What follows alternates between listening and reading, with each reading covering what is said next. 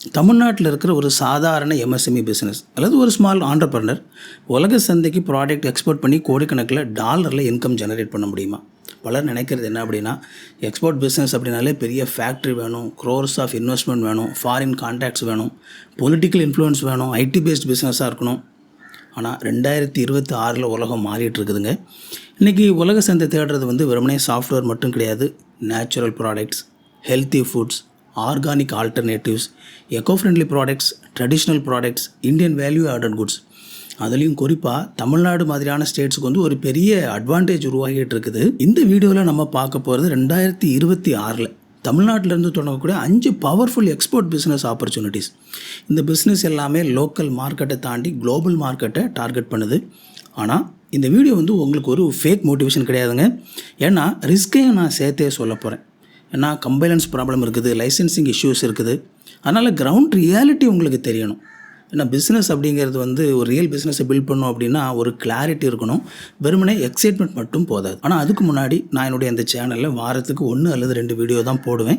நான் அந்த வீடியோவில் பேசுகிற நாலேஜ் நீங்கள் மிஸ் பண்ணக்கூடாதுன்னு நினச்சிங்க அப்படின்னா சேனலை சப்ஸ்கிரைப் பண்ணிக்கோங்க. வணக்கம் தமிழ் குடும்பம், நான் ஜெஸ்வின், ஐத்தமிழ் அகாடமிக்கு உங்களை வரவேற்கிறேன். வாங்க வீடியோக்குள்ளே போகலாம்.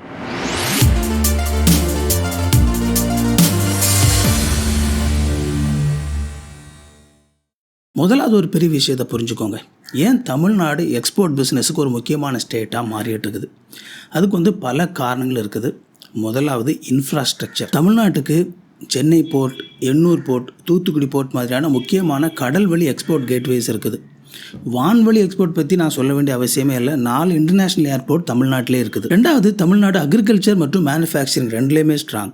ஒரு பக்கம் mango, banana, sugar cane, millets, இன்னொரு பக்கம் textiles, automobiles, electronics, packaging industries. இந்த காம்பினேஷன் எல்லா ஸ்டேட்ஸுக்கும் கிடையாது. மூணாவது, கவர்மெண்ட் புஷ். எந்த கட்சி ஆட்சியில் இருக்காங்க அப்படிங்கிறத தாண்டி தமிழ்நாடு அரசு ஓப்பன்லி $1 trillion எக்கனாமி பற்றி பேசுகிறாங்க. அதனால் இந்த MSME sector, value addition, food processing, exports, இதில் எல்லாத்துலேயும் ஒரு அக்ரெசிவ் ஃபோக்கஸ் வருது. அடுத்து ஒரு பெரிய ரீசன் குளோபல் ஷிஃப்ட்.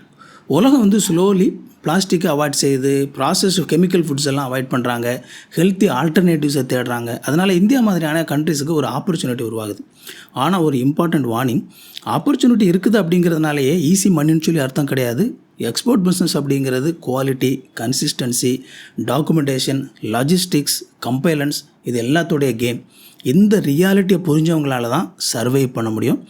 5 முக்கியமான எக்ஸ்போர்ட் பிஸ்னஸ் என்னென்ன அப்படிங்கிறத இப்போ பார்க்கலாம். இப்போது முதல் business opportunity fresh mango export. இந்த இண்டஸ்ட்ரியுடைய ஐரானி என்ன தெரியுமா? உலகத்திலேயே அதிக மேங்கோ ப்ரொடியூஸ் பண்ணக்கூடிய நாடு இந்தியா. ஆனால் எக்ஸ்போர்ட் பர்சன்டேஜ் ரொம்ப குறைவு. அதாவது மொத்த ப்ரொடக்ஷனில் 1% தான் நம்ம இப்போதைக்கு எக்ஸ்போர்ட் பண்ணிகிட்ருக்கிறோம். இதனால் என்ன நடக்குது அப்படின்னா, இன்டர்நேஷ்னல் மார்க்கெட்டில் இந்தியன் மேங்கோ அப்படிங்கிறது ஒரு லக்ஸரி ப்ராடக்ட் மாதிரி ட்ரீட் பண்ணப்படுது.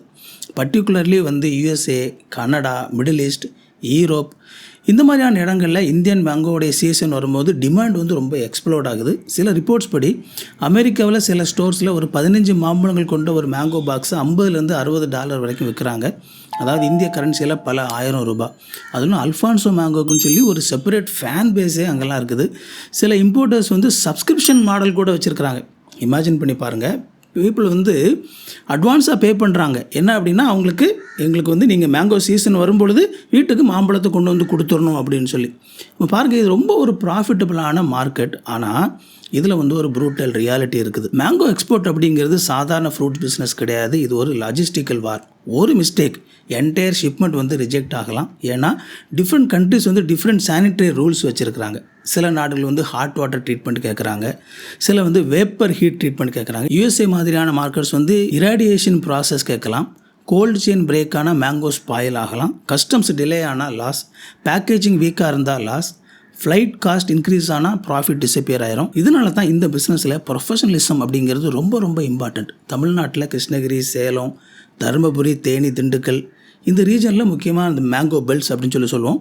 பர்டிகுலர்லி இந்த பங்கனப்பள்ளி அப்படிங்கிற வெரைட்டி எக்ஸ்போர்ட்டுக்கு நல்ல ஒரு பொட்டென்ஷியல் இருக்குது. காரணம் என்ன அப்படின்னா, இதுக்கு லாங் ஷெல்ஃப் லைஃப் இருக்குது. அதாவது ஏர் கார்கோ மட்டும் இல்லாமல் நம்ம சீ ஃப்ரைட் கூட நீங்கள் பாசிபிள். அதனால் காஸ்ட்டை ரெடியூஸ் பண்ணலாம். ஆனால் பிகினர்ஸ் என்ன செய்யணும்? டைரெக்டாக பெரிய ஷிப்மெண்ட் போடக்கூடாது. முதலாவது small air shipment, system testing, documentation testing, buyer relationship building, இப்படி நீங்கள் ஸ்டார்ட் பண்ணணும். இன்னொரு முக்கியமான ஒரு விஷயம், APEDA registration, IEC code, phytosanitary certification இதெல்லாம் இல்லாமல் சீரியஸ் எக்ஸ்போர்ட் பிஸ்னஸ் வந்து பண்ண முடியாது. இந்த பிஸ்னஸ் வந்து ஹை ப்ராஃபிட் தரலாம், ஆனால் ஈக்குவலி ஹை டிசிப்ளின் உங்கள்கிட்ட கேட்கும். இது வரைக்கும் இந்த வீடியோ நீங்கள் பார்த்துட்டிங்க அப்படின்னா இந்த வீடியோ உங்களுக்கு ரொம்ப பயனுள்ளதாக இருக்குதுன்னு சொல்லி அர்த்தம். அப்படின்னா என்னுடைய சேனலை நான் போட போகிற மற்ற வீடியோஸும் கண்டிப்பாக உங்களுக்கு பயனுள்ளதாகத்தான் இருக்கும். இந்த வீடியோவை லைக் பண்ணிக்கோங்க, ஹைப் பண்ணி விடுங்க, சேனலை சப்ஸ்கிரைப் பண்ணிக்கோங்க. நம்ம கண்டினியூ பண்ணலாம். இப்போது second opportunity banana powder. Honestly சொல்லணும் அப்படின்னா பலருக்கும் இது இண்டஸ்ட்ரி பற்றி தெரியவே செய்யாது. ஆனால் குளோபல் ஹெல்த் ஃபுட் மார்க்கெட்டில் இது வந்து ஒரு க்ரோயிங் செக்மெண்ட்டாக இருக்குது. பர்டிகுலராக வந்து பார்த்திங்கன்னா gluten free foods, cut health, diabetic friendly products, plant based nutrition, இந்த ட்ரெண்ட் எல்லாம் இன்க்ரீஸ் ஆகிட்டு இருக்குது. இதில் வந்து இந்த பனானா பவுடருக்கு வந்து ஒரு இன்ட்ரெஸ்டிங் ரோல் வந்து இதில் ப்ளே பண்ணிகிட்டு இருக்குது. இதில் வந்து 2 டைப் இருக்குது. ரா பனானா பவுடர், அதாவது வந்து வாழைக்காய் பவுடர், ரைப் பனானா பவுடர், வாழைப்பழ பவுடர். இதில் இந்த ரா பனானா பவுடர் எடுத்துக்கிட்டிங்க அப்படின்னா இதில் வந்து ரெசிஸ்டன்ட் ஸ்டார்ச் அப்படிங்கிறது ரொம்ப இதில் அதிகமாக இருக்குது. அதனால் டயபெட்டிக் ஃபுட் இண்டஸ்ட்ரியில் வந்து நிறைய பேர் இதை யூஸ் பண்ணுறாங்க. ரைப் பனானா பவுடர் பொறுத்த வரைக்கும் நேச்சுரல் ஸ்வீட்னராக மற்றும் ஃப்ளேவர் இன்க்ரீடியண்ட்டாக வந்து யூஸ் பண்ணிகிட்டு இருக்கிறாங்க. இன்ஃபன்ட் ஃபுட்ஸ், அதாவது சின்ன பிள்ளைங்களுக்கு கொடுக்குற அந்த சாப்பாடு, smoothies, bakery products, nutrition products, இப்படி பல இண்டஸ்ட்ரியில் வந்து இதெல்லாம் யூஸ் பண்ணுறாங்க. ஒரு பனானா லோக்கல் மார்க்கெட்டில் வந்து ஸ்பாயில் ஆயிடலாம், ஆனால் பனானா பவுடர் மந்த் கணக்கில் செல்ஃப் லைஃப் இருக்கும். இதுதான் வேல்யூ அடிஷன் பவர். ஆனால் ப்ராசஸிங் ஈஸி கிடையாதுங்க. ப்ராப்பர் டீஹைட்ரேஷன் வேணும். மாய்ஸ்சர் கண்ட்ரோல் ரொம்ப ரொம்ப முக்கியம். ஒரு எக்ஸ்போர்ட் பையர் ஃபஸ்ட்டு பார்க்கக்கூடிய விஷயம் என்ன அப்படின்னா மாய்ஸ்சர் பெர்சன்டேஜ் தான்.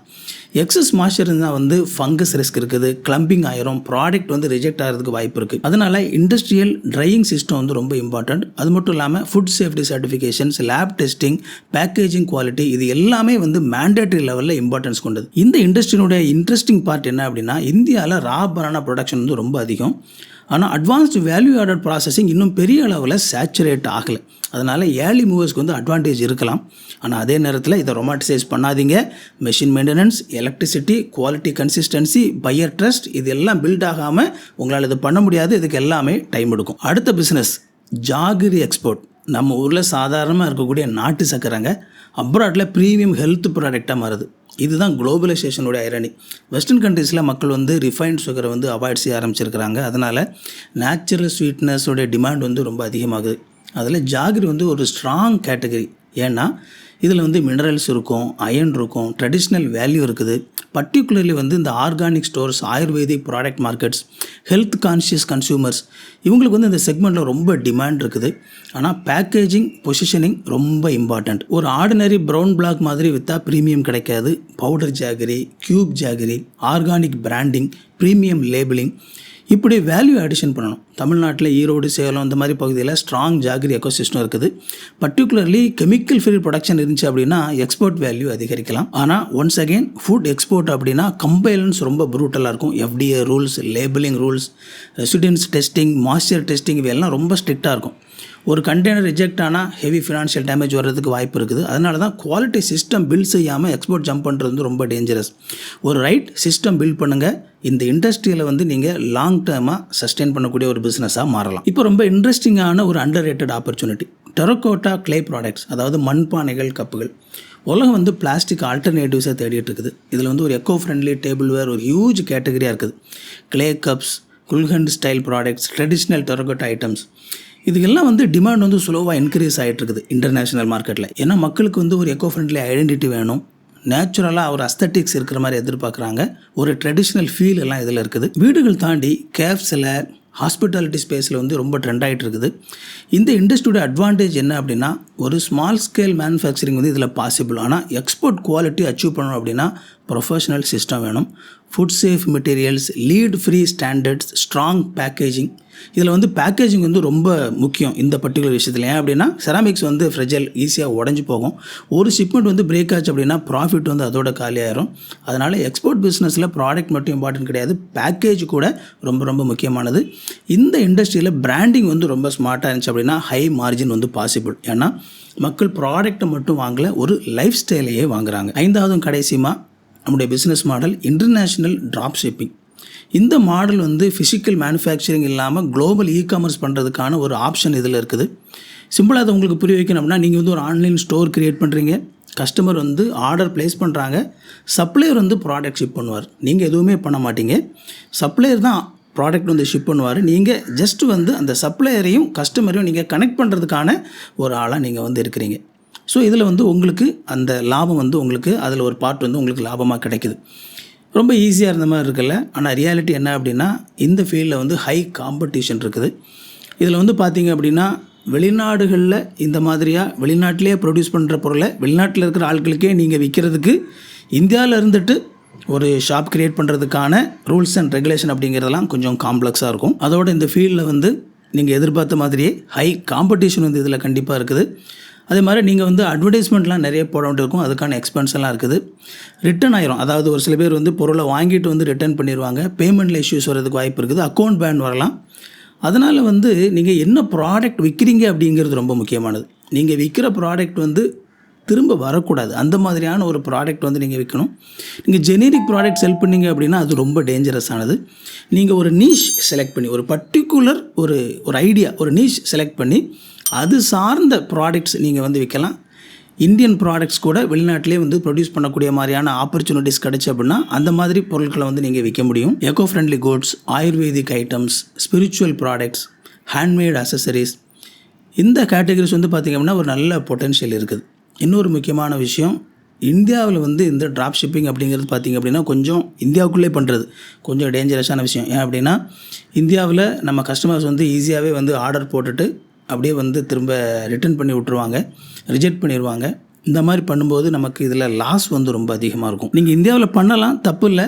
ஆனால் நீங்கள் கொஞ்சம் ஸ்மார்ட்டாக இருக்கணும். நீங்கள் ப்ரீபெய்டு ஏற்கனவே காசு வாங்கிட்டு ப்ராப்பராக வந்து வாட்ஸ்அப்பில் கன்ஃபர்மேஷன் வாங்கிட்டு உண்மையிலேயே அவங்களுக்கு அந்த ப்ராடக்ட் தேவைப்படுதா, திரும்ப வராது அப்படிங்கிற ஒரு கன்ஃபர்மேஷனோடு நீங்கள் அனுப்புனீங்க அப்படின்னா இந்தியாவில் பெஸ்ட். ஆனால் வெளிநாடுகள் வந்து பார்த்திங்க அப்படின்னா ஒரு சிலர் வந்து அந்த ப்ராடக்ட் ஆர்டர் பண்ணாங்க அப்படின்னா பெரிய அளவில் அவங்களுக்கு கரெக்டான ப்ராடக்ட் அப்படின்னா ரிட்டர்ன் பண்ண மாட்டாங்க. அதனால் நீங்கள் ஆரம்பத்துலேருந்தே வெளிநாட்டில் இதை செய்கிற மாதிரி கான்சன்ட்ரேட் பண்ணிங்க அப்படின்னா இந்த ட்ராப் ஷிப்பிங் பிஸ்னஸை கன்ஸ்ட்ரக்ட் பண்ணி கொண்டு வர்றது கொஞ்சம் கஷ்டம்தான். ஆனால் ஒன்ஸ் நீங்கள் வந்து அதில் டெவலப் ஆகிட்டீங்க அப்படின்னா அதுக்கப்புறம் உங்களால் இதில் பல லட்சங்கள் கோடிகள் வந்து உங்களால் லாபம் பார்க்க முடியும். இந்த வீடியோவோட கோர் மெசேஜ் என்ன அப்படின்னா அடுத்த ஜெனரேஷன் ஆப்பர்ச்சுனிட்டிஸ் எல்லாம் வெறுமனே சாஃப்ட்வேர் மட்டும் கிடையாதுங்க.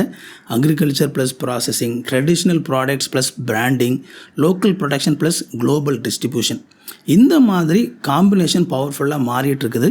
ஆனால் இந்த வேவில் சர்வை பண்ண போகிறது யார்? வெறுமனே ஒரு ரேண்டம் எக்ஸைட்மெண்ட்டோடு நீங்கள் உள்ளே போய் வந்து ஒரு பிஸ்னஸ் பண்ணிங்க அப்படின்னா ரொம்ப கஷ்டம். சிஸ்டம் பில்ட் பண்ணணும், குவாலிட்டி மெயின்டைன் பண்ணணும், குளோபல் ஸ்டாண்டர்ட்ஸ் வந்து உங்களுக்கு புரிஞ்சிருக்கணும். ஏன்னா உலக சந்தைக்கு நீங்கள் போகும்போது லோக்கல் காம்படிஷனை மட்டும் நீங்கள் ஃபேஸ் பண்ணலை, என்டையர் வேர்ல்டு காம்படிஷனை நீங்கள் ஃபேஸ் பண்ணுறீங்க. ஆனால் அதே நேரத்தில் இன்டர்நேஷ்னல் கஸ்டமர்ஸை உங்களால் ரீச் பண்ண முடிஞ்சிருச்சு அப்படின்னா இதுதான் இந்த எராவோட பிக்கெஸ்ட் ஆப்பர்ச்சுனிட்டி. அந்த வீடியோட தொடக்கத்திலே சொன்ன மாதிரி நான் வெறுமனே வந்து இந்த வீடியோவை உங்களை சும்மா ஒரு மோட்டிவேட் பண்ணணும், சும்மா உங்களை எக்ஸைட் பண்ணணும் அப்படிங்கிறதுக்காக நான் பேசலை. இந்த பிஸ்னஸில் இருக்கக்கூடிய இஷ்யூஸையும் பற்றி தான் நான் இதில் பேசியிருக்கிறேன். என்னோட ஒரு கேள்வி என்ன அப்படின்னா இதில் வந்து 5 பிஸ்னஸ் ரொம்ப ஃபாஸ்ட்டாகவே நான் வந்து இதை பற்றி பேசிட்டேன்.